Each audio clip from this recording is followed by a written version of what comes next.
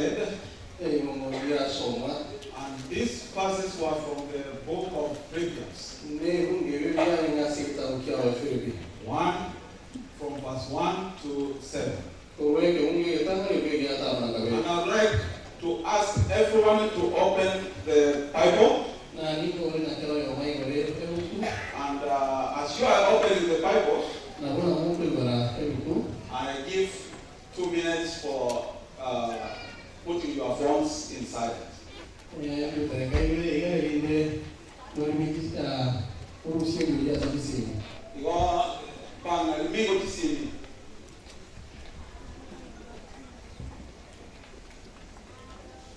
The only phone I want to hear the voice is the phone which is ringing from Jesus. The phone ringing from Jesus. So, in this book of Philippians, Paul is trying to give us a message. And the main message that he's giving us is be who you are. Be who you are. And that's a summary of that book. Have you ever at one moment decided that or wished that you become someone else? Have you ever worried that your life at the end time will be insignificant?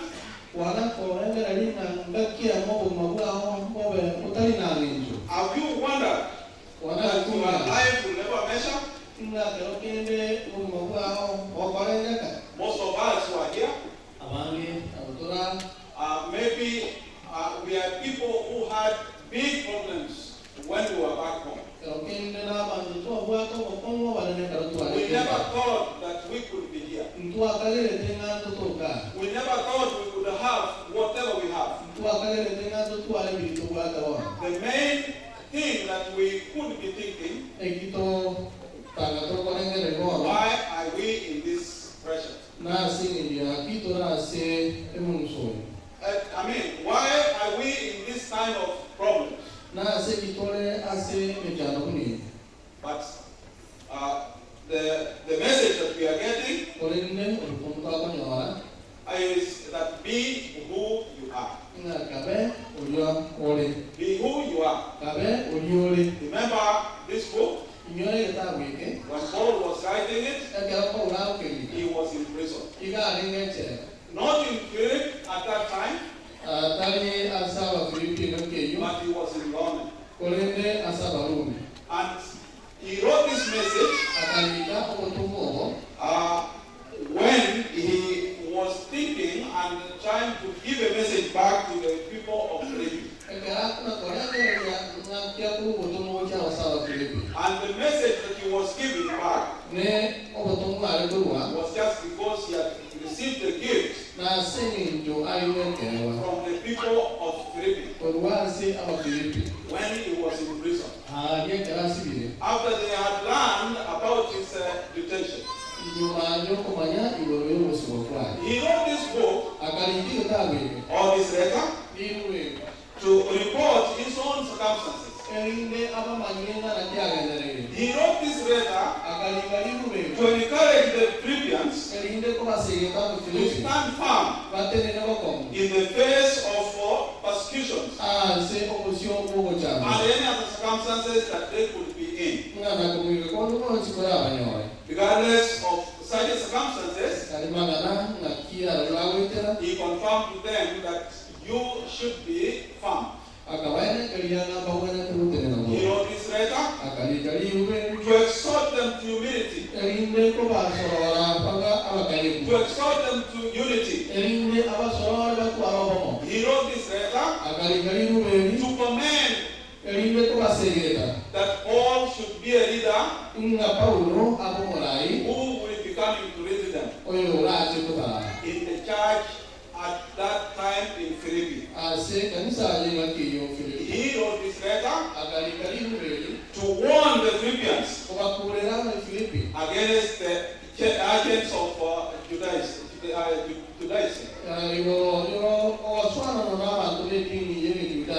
Against the people who are going to bring persecutions. And therefore he called them Judaizers. While he was writing this letter, remember Paul himself, when he had a call, he was not ready for the call. He believed that he was weak in his own physical stature. Remember, he knew that he was poor in speech, and he didn't have confidence. So by the time he was writing this letter, in his introductory part, he writes, Paul and Timothy, servants of Christ Jesus, to all the saints in Christ Jesus at Philippi, together with the overseers and the deacons. He is calling the people of Philippi, he is calling them saints. And at the later part, he says, I thank my God every time I remember you in all my prayers for all of you. I always pray with joy because of your partnership in the gospel from first day until now. You know, he's writing this in prison. And he says he's writing this in joy. He's where? He's in jail. My thought is to believe that if I was in jail, I would be gloomy. I would never be happy. But he says he writes this in joy. He writes this in joy. He's depicting something. He's telling us that while problems come, circumstances come, bad circumstances, let them not sway you from where you are. He is a believer. He has been preaching this word in Philippi, and now he has been jailed. He's only waiting for life sentence or death. So the verdict he doesn't know. So if I was Paul, I would just be praying for myself. But he's saying he is always praying for the people of Philippi. And he's remembering the partnership that they have had all the way until he was 10. And therefore he says, because of your partnership, I am always remembering you in my prayers. And this tells us, be firm in all you do. Be firm in all you do. He is speaking to us today, and is advising us to live the same kind of life that you have in the church. Once you are a believer and you have been called by God, you are a saint. So I therefore call you saints of Jesus, saints of God, who have come to this church. Be happy and be joyous. And remember, keep what you have known.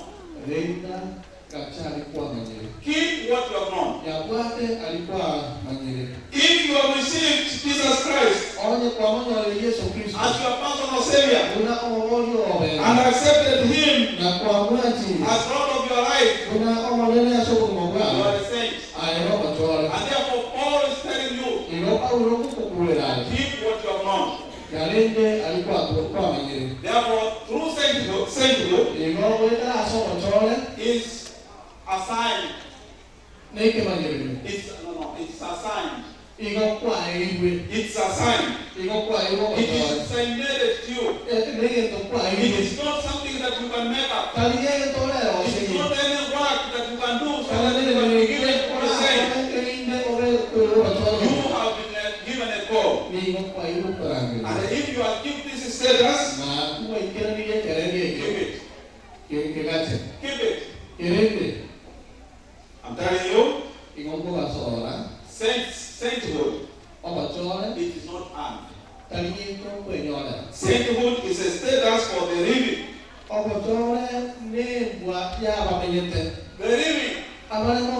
Those who are here, who are breathing. Sainthood is not for the dead. It is for you, who is breathing now. And therefore, if you are a saint now, when you come to this church and you have received Jesus Christ, you have been given the destiny and dignity. It doesn't matter how poor you are. It doesn't matter how big you are. It doesn't matter how strong you are. It doesn't matter who you talk to. It doesn't matter how small you are. But if you have received Jesus Christ and He is your personal Savior in your life, my brother, my sister, you are a special person. And you have a dignity in your life. A dignity of being a saint. It means you are designated. All your been set apart to glorify Jesus. So my brother, be who you are. Be who you are. Don't be in the church. And you are called a saint. And then your voice outside here is heard in a negative way. You are being talked in a bad way. We have seen in the Old Testament or in the New Testament that God sometimes designates people. He designates certain places and some of the things, and then calls them holy. Sometimes you hear in the Bible, they say this is a holy ground. And if it is a holy ground, it is meant for a certain purpose. Meaning they could be used only in sacred ways. And for sacred purposes. So we who have been called here, and we have been designated for Jesus Christ, our main address, our main address right now, if I ask anybody, let me ask Tommy, what's your permanent address? How can you stand? What's your permanent address? No, your permanent. Give me your permanent address. Permanent address. Yes. Right now? Yeah, that's what we do. Well, I live in South Africa. Only lives in South Africa. Oh, yeah. Let me ask you a question. Alice. What's your permanent address? Address, yes.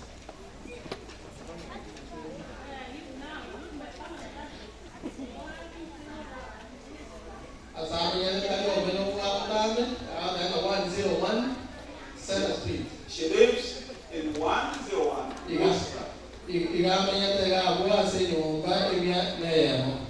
Arlington, Texas. If you put it in the GPS, it will take you to 101. Okay? Don't be back to how we live permanently. But I want to tell you that this permanent address, that is the Atri permanent address. Atri permanent address. If you want to have a permanent address, your permanent address should be Jesus Christ. What may change in your life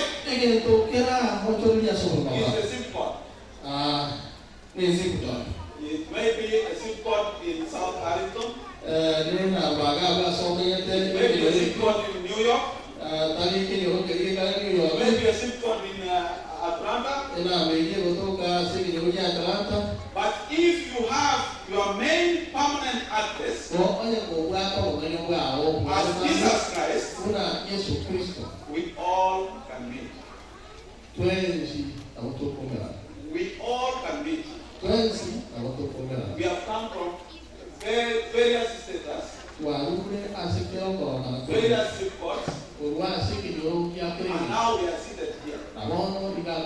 We have come to our permanent address. And if you are living in this permanent address, don't move. Be who you are. Be who you are. We are here, and Jesus is talking to us. He is making us popular. Popular not in bad things, but in good things. Popularity in goodness. And if we want to be known in goodness, walk to your permanent address and be there. Be in that permanent address. It doesn't matter where you live. It doesn't matter how popular you are. It doesn't matter how popular you are. You are rooted in Jesus Christ, and therefore your dignity comes from Him. It must be known to us all that when Paul was writing this book of Philippians, he wrote that I want to go to verse 6. Let me read from verse 4. In all my prayers, for all of you, I always pray with joy because of your partnership in the gospel from the first day until now, being confident of this, that who began a good work in you will carry it on to completion until the day of Christ Jesus. It is right for me to feel this way about all of you, since I have you in my heart. For whether I am in chains or defending and confirming the gospel, all of you share in God's grace with me. God can testify how I long for all of you with the affection of Christ. And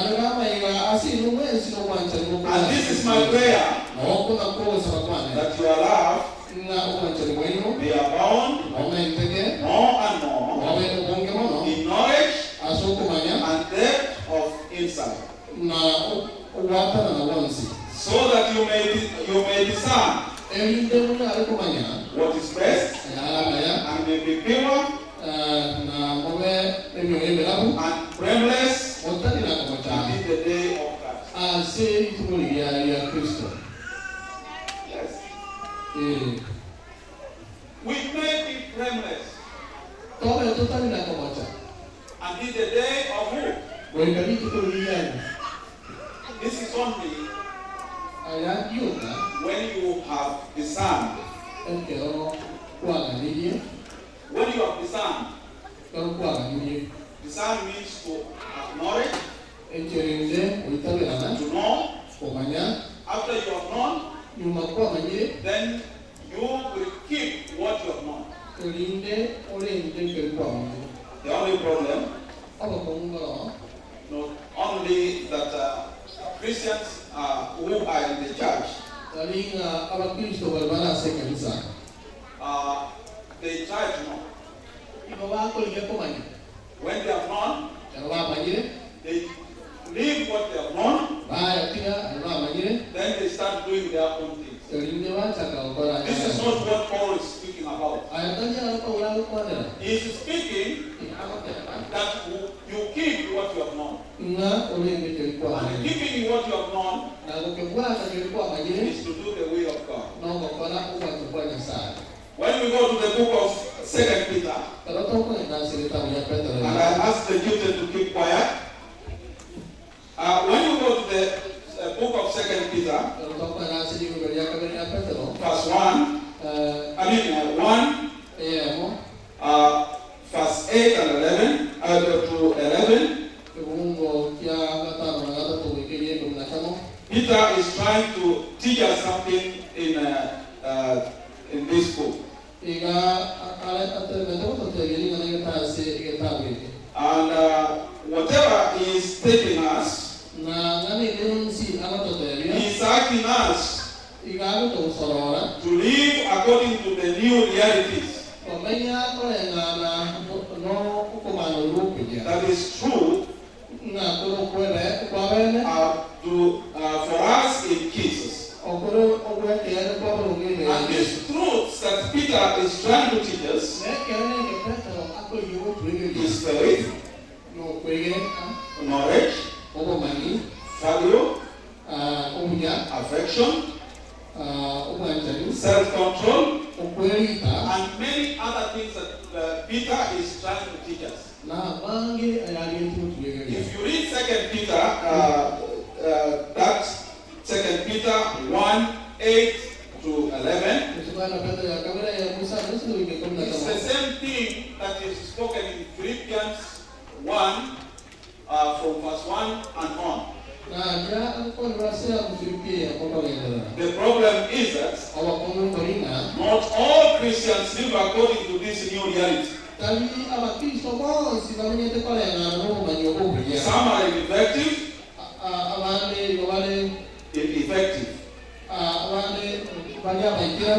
and fruitful in knowledge of our Lord Jesus Christ. Some people have forgotten that they were cleansed from their old sins. Christians should live out the new reality that is true to them in Christ Jesus. There should be no excuse for living as they live as before. No excuse for being unfruitful. So, my brothers and sisters, for us to reach the goals of the Christian calling, we need the following. We need to have faith. And our faith should be in Jesus Christ. Galatians 3, verse 11. Number 2, we need to have a church life. A church life from our old ways to the new reality.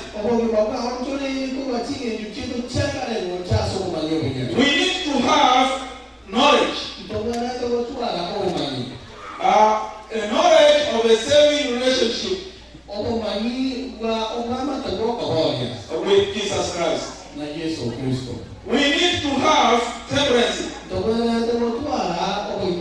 My brothers, you are Christians, are able to control their impulses.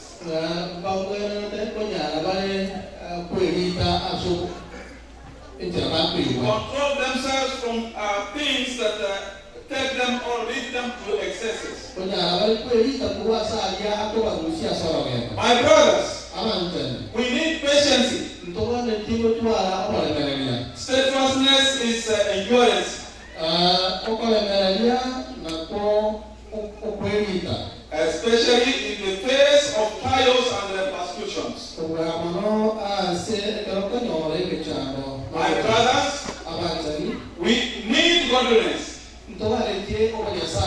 People say they know God. But whatever we do against the will of God. And when we do against the will of God, we only pretend to say, oh God, oh God.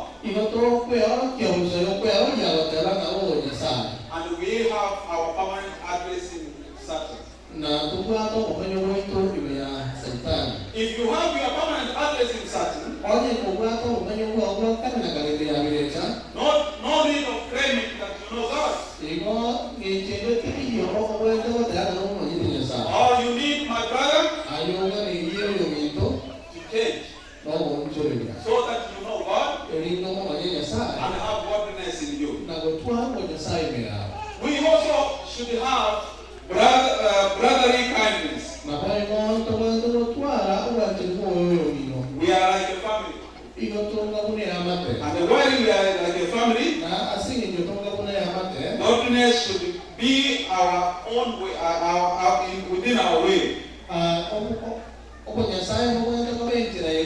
It should lead us to a community in which we are kind to one another.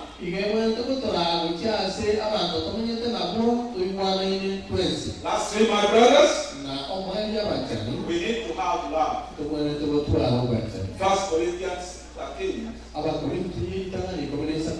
Verse 13.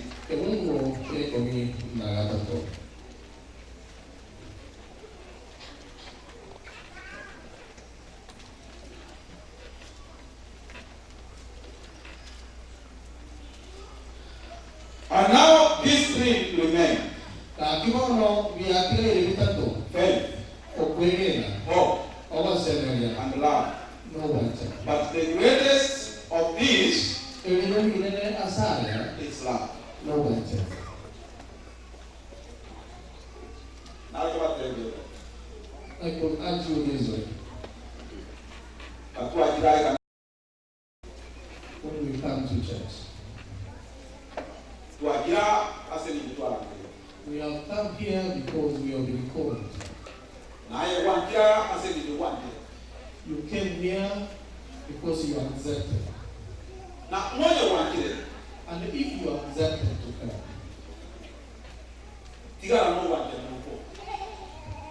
live according to your calling.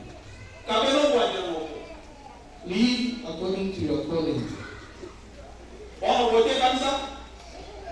Coming to church, and you remain in the old ways.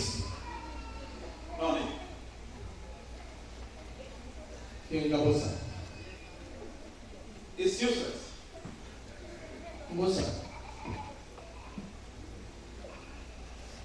So my brothers, it's good you live according to what you say. If you say you have received Jesus Christ, be there. While the ministry is continuing,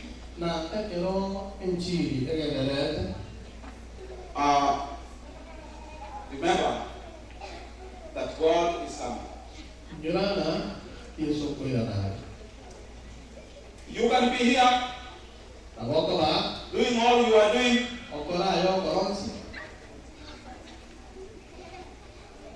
while we read from the book of 2 Peter. And I would like to read for you. For if God did not spare angels, when they sinned, but sent them to hell,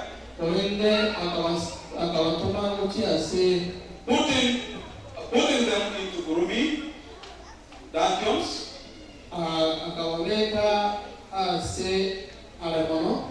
to be held for judgment. If it did not spare the ancient world,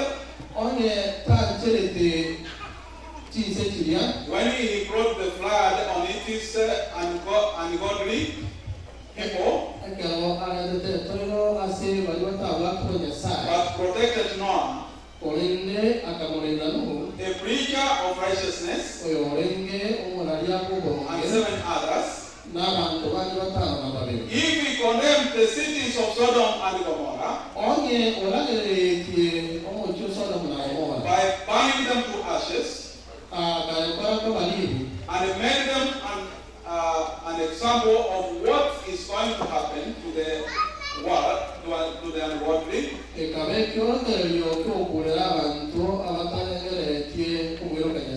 if he restored Lot, a righteous man who was distressed by the finity lives of lawless men, for that righteous man lying among them,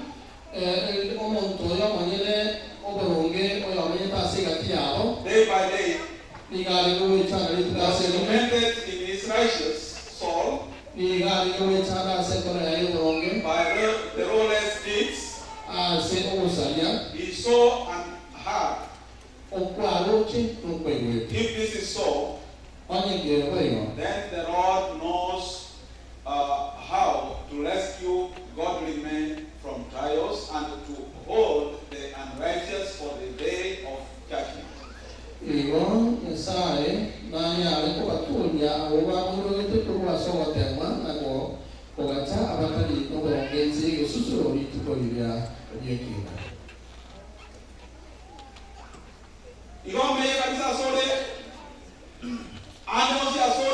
So wherever you are,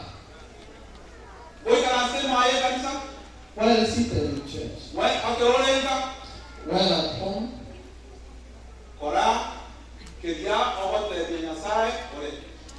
do that which you tell God that you are. If you say you are godly, when you go to the side, be godly. on your side. He will never spare you. He will only choose from amongst us the best who did his will.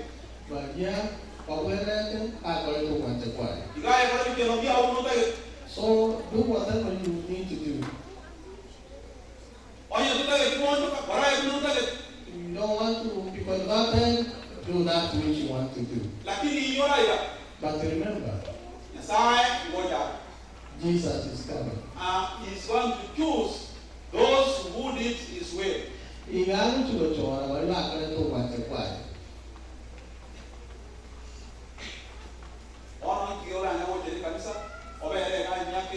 Why should you go back to church? You stay here for years, you pray, escorting other people. You better stay at home and relax.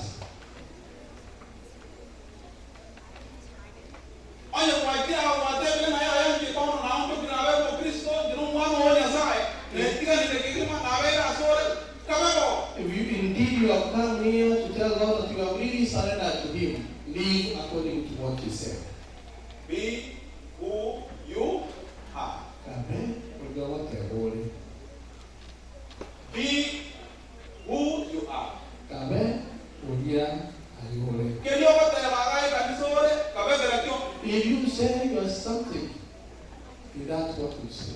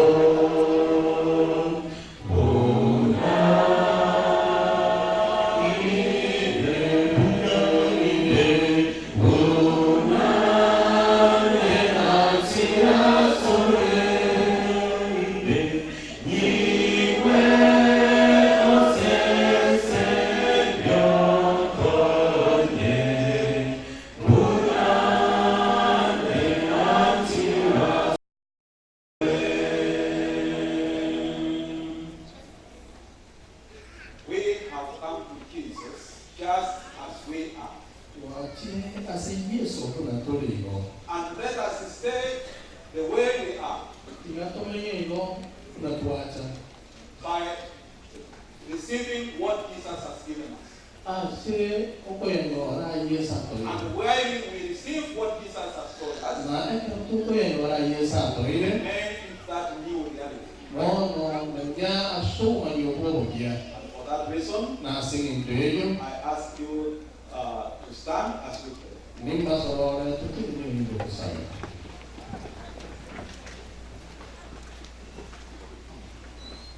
Our Lord and Father in heaven,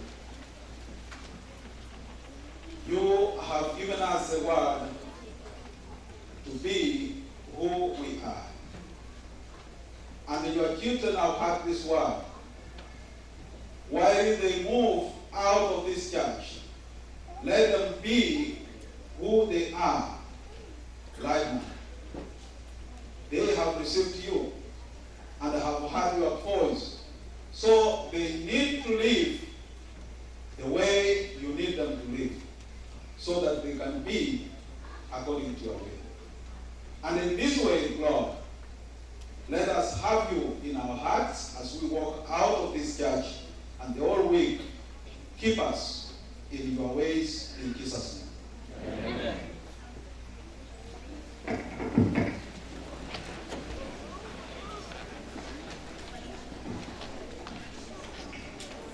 It is time that we have reached to go back into the social hall to continue with the program. And for that purpose, I ask us to sing the song while we move. Nobody should be going, there is lunch, there is everything. We are going to have pastor's appreciation at the social hall.